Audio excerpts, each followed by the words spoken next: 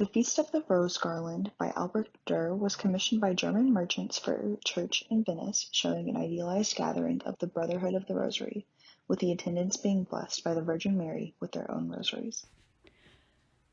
So the panel is composed of 13 vertical planks of poplar wood. The medium that he used is oil. Overall, this took about 5 months to complete, and it's much larger than his normal paintings, with it being around roughly 5 by 6 feet. And this was completed in 1506. The painting has been greatly damaged due to improper restoration efforts. When you look at the painting, it looks a lot less detailed, but that's likely due to the restoration issues. The theme of the painting, the Feast of the Rosary, was popular among German citizens that lived in Venice. The composition is based off of the sacred conversational paintings that were very popular in Italy during this time. They usually show the Madonna conversing with saints, but Durer chooses to have the Madonna speaking with prominent rulers of the time, as well as people who commissioned this painting. On the right of the throne is the German Emperor Frederick III, and he was the emperor of the time the painting was created. And then on the left is Pope Julius II.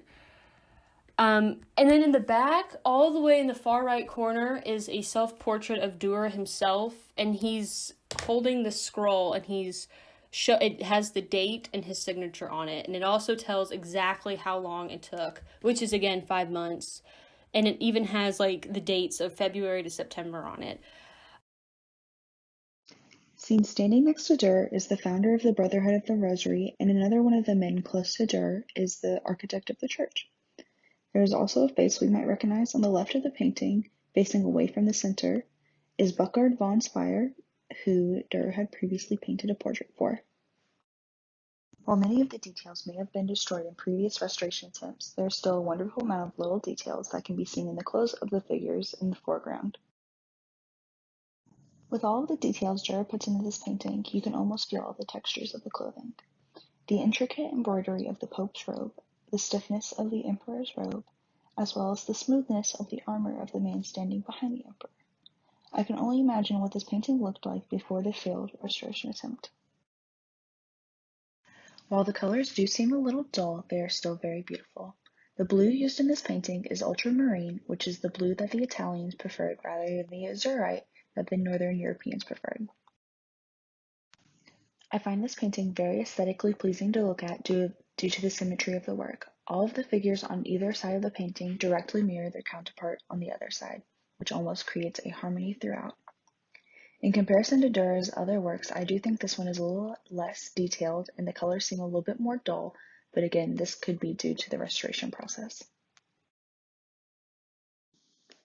I think compositionally, this is one of Durer's strongest pieces. It's a shame that there was so much damage to it, because I would really have liked to have seen it prior to its current condition. But with that being said, his attention to detail is kind of unbelievable.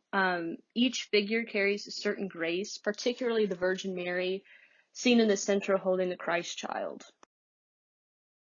The mixtures of techniques and styles of both the Italian Renaissance and the Northern Renaissance probably made this painting very appealing for the German merchants living in Venice during this time.